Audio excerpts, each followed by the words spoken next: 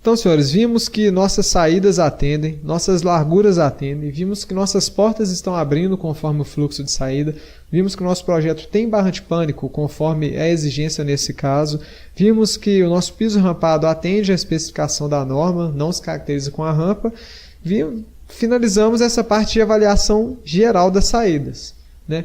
Então agora podemos passar ao nosso quinto passo, que vai ser a avaliação das distâncias máximas a serem percorridas. Distâncias máximas a serem percorridas. Então, senhores, essas distâncias, conforme eu deixei no bizu aqui, serão basicamente especificadas pelo item 552 da 08, a tabela 3 e a tabela 5 dessa legislação. Então a gente pode ver aqui, ó, são as distâncias a serem percorridas para atingir um local seguro. Espaço livre exterior, área de refúgio, escada comum da saída de emergência, protegido à prova de fumaça, tendo em vista o risco à vida humana decorrente do fogo e da fumaça. E tem uma série de considerações.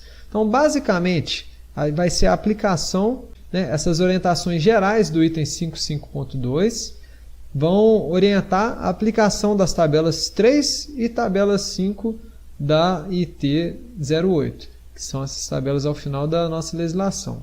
Então, a gente pode ver aqui, ó, as distâncias são especificadas na tabela 5. É essa tabela que especifica as distâncias para cada determinado tipo de edificação ou ocupação. E os senhores podem perceber que essa tabela está dividida aqui, ó, em edificação X, Y, Z. Né? X, Y, Z. E para sabermos se nossa edificação é do tipo X, do tipo Y ou do tipo Z, a gente tem uma tabela que causa bastante confusão entre os nossos analistas, que é essa tabela 3. Tabela 3 tem uma série de informações aqui nessa tabela. Eu já percebi lá no CAT, principalmente com os nossos novos analistas, né, com os analistas que estão ainda aprendendo alguns passos da análise de projeto, tem bastante dificuldade em aplicar essa tabela, né, por conta dos dizeres que estão escritos aqui. E vou passar aqui de uma forma bem simples para os senhores, né, vamos desmistificar essa tabela 3, vai facilitar bastante aqui a gente entender se nossa edificação é X, se a nossa edificação é Y ou se nossa edificação é Z. Para a gente posteriormente poder retornar lá na tabela 5 e ver qual é a distância que eu tenho que considerar na minha análise.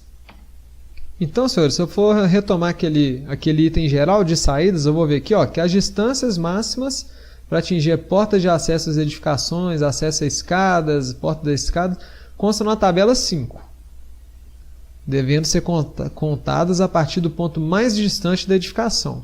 A única exceção, né, é dos edifícios de apartamentos, que essa distância deve ser medida a partir da porta de entrada da unidade autônoma. Ou seja, nos apartamentos, né, eu não tenho que medir do ponto mais distante, que talvez seria a varanda aqui, ou o quarto, talvez, possivelmente seria o quarto. Eu vou medir da porta de entrada da unidade autônoma até a escada, vai ser simplesmente essa distância. Retomando nossa legislação, né? E aqui está nos falando que essas distâncias constam na tabela 5, se vocês puderam perceber. E para o uso da tabela 5, o item logo abaixo, para o uso da tabela 5, a gente deve considerar as características construtivas constantes na tabela 3, edificações X e YZ. Aí essa hora o analista lê e coça a cabeça e fala, uai, mas eu não sei como é que não entendi como é que eu vou interpretar essas questões de rápido crescimento do incêndio, propagação vertical, colapso estrutural, né? Possui TRF, não possui, causa um pouco de estranhamento em um primeiro momento que o analista visualiza essa tabela. Então, senhores, esse vai ser o pulo do gato para a gente entender essa análise de distância máxima a ser percorrida. A gente pode compreender essa tabela 3 da IT 08 basicamente com dois critérios, né, com duas medidas de segurança. Segurança estrutural e compartimentação vertical. Se os senhores lerem mais a fundo, podem perceber que essas características que estão sendo relatadas aqui, rápido crescimento do incêndio, propagação vertical do incêndio, possibilidade de colapso estrutural, basicamente isso vai estar se referindo a essas duas medidas de segurança. Compartimentação vertical, lembrando, senhores, vertical, compartimentação vertical e a segurança estrutural. Então, basicamente, o que o analista vai ter que fazer? O analista vai ter que verificar qual que é o nosso, quais medidas dessas medidas estão presentes no nosso projeto. A gente tem aqui uma edificação que possui compartimentação horizontal, mas não possui compartimentação vertical. Então, retomando, para a nossa tabela 3, quais são as duas medidas que a gente deve pensar? Compartimentação vertical e segurança estrutural. Segurança estrutural. Falou de TRRF, a gente lembra de segurança estrutural. Então, vamos retomar nosso projeto. Vemos aqui que nosso projeto possui segurança estrutural, porém não possui compartimentação vertical. Compartimentação vertical. Voltando à nossa tabela 3, como que vamos facilitar isso para os senhores? A edificação X é a menos protegida. Ela não possui nem segurança estrutural, nem compartimentação vertical. Não possui nenhuma, nem outra. A edificação Y é uma proteção mediana, ela possui ou segurança estrutural ou compartimentação vertical, né? Apenas uma das duas condições está presente, ou seja, uma ou a outra, né? Ou possui segurança estrutural ou possui compartimentação vertical. E a edificação do tipo Z é aquela edificação que tem um grupo maior de proteção, que ela possui as duas proteções, né? Ela possui a segurança estrutural e também possui a compartimentação vertical. Então, isso simplifica bastante a nossa avaliação. Edificação do tipo X não tem nenhuma das duas. Edificação do tipo Y tem alguma das duas. Edificação do tipo Z tem essas duas medidas. Isso vai facilitar bastante para o analista identificar se nossa edificação, nosso projeto, né, se enquadra no X, no Y ou no Z. E algo muito importante, senhores, algo que nem sempre é levado em consideração, né? Um importante pulo do gato em edificações térreas, edificações que não possuem mais de um pavimento, podendo até ter um mezanino, mas edificações não possuem mais de um pavimento. A edificação é térrea, não possui segurança estrutural, então ela não vai ser tipo X, ela vai ser tipo Y. Eu já vou considerar que o fato dela não ter um pavimento acima, dela não ter mais de um pavimento, ela já é segura verticalmente, nessa compartimentação vertical. E uma edificação térrea que possui segurança estrutural, uma edificação térrea que possui segurança estrutural, ela vai ser uma edificação tipo Z. Deu para captar, senhores? Né? Regra geral, edificações na regra geral, tipo X não tem nenhuma das duas. Tipo Y tem pelo menos uma das duas. Tipo Z tem as duas, tanto compartimentação vertical quanto segurança estrutural.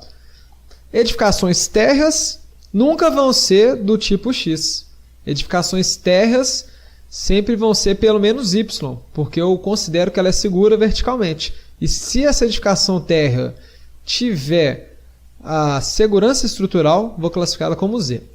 Isso é um pouco confuso a forma que está escrito na tabela 3, mas se eu pensar dessa forma, com segurança estrutural, compartimentação vertical, vai facilitar bastante a vida dos senhores. Então, senhores, retomando nossa edificação, temos a edificação com diversos pavimentos, né, que não possui compartimentação vertical, possui só a horizontal, para a gente não serve, não possui compartimentação vertical, mas possui segurança estrutural, ou seja, vou enquadrá-la como edificação do tipo Y. Enquadrei como edificação do tipo Y, o que eu faço? Vou lá na tabela e vou olhar justamente as distâncias da edificação do tipo Y. Vamos ver que essa tabela é dividida em edificações com chuveiro e sem chuveiro automático. A nossa edificação não tem chuveiro automático. Edificações com mais de uma saída, saída única. Nossa parte residencial possui uma saída única, né? Então vamos olhar essa parte aqui. E com detecção, sem detecção de fumaça. Sem detecção de fumaça. Então, a exigência aqui da parte residencial, 35 metros. Né? Pode ver que é uma distância a ser percorrida bem extensa, muito extensa. E como que a gente avalia isso? Na edificação residencial, igual a gente viu no item 5522. Isso vai ser medido a partir do acesso à unidade autônoma até a porta da escada de segurança. Então, se eu for avaliar aqui com minhas ferramentas de medida, distância, porta da unidade autônoma, porta da saída de emergência. Vou ter aqui pouco mais de 2 metros, o que atende perfeitamente lá a nossa tabela que poderia ser até 35 metros. Né? Então deu para os senhores perceberem que parte residencial a gente atende com folga. Né? Se a gente for para a nossa parte do grupo F, né? Aí a gente pode perceber que aqui no grupo F a gente tem 2 saídas de emergência. Né? Então, se eu for avaliar aqui, ó, minha edificação do tipo Y, né? Com mais de uma saída sem detecção. Né? A distância máxima a ser percorrida são 45 metros. 45 metros. Né? Se eu for ver a distância aqui do fundo da minha edificação até a porta, eu vou ter basicamente aí 22 metros em linha reta. Até se eu fizer o distanciamento, né, o distanciamento em linha, não vai ultrapassar esse máximo que a gente tem de 45. Ou seja, nossa edificação atende adequadamente, perfeitamente aí as distâncias máximas a serem percorridas. Lembrando também que essa avaliação também deve ser feita nas garagens de edificação. Né? Na garagem de edificação também só temos uma saída. Vamos considerar essa saída para o fim de dimensionamento, né? Da avaliação da distância máxima a ser percorrida. E da mesma forma, também temos aí uma distância bem inferior do que o máximo que a nossa legislação permite para a parte com uma saída. Então, nossa edificação atende tranquilamente. Aplicamos a avaliação da distância máxima a ser percorrida e entendemos melhor essas edificações X, Y, Z, que é muito importante que isso vai ser utilizado na análise de todos os projetos.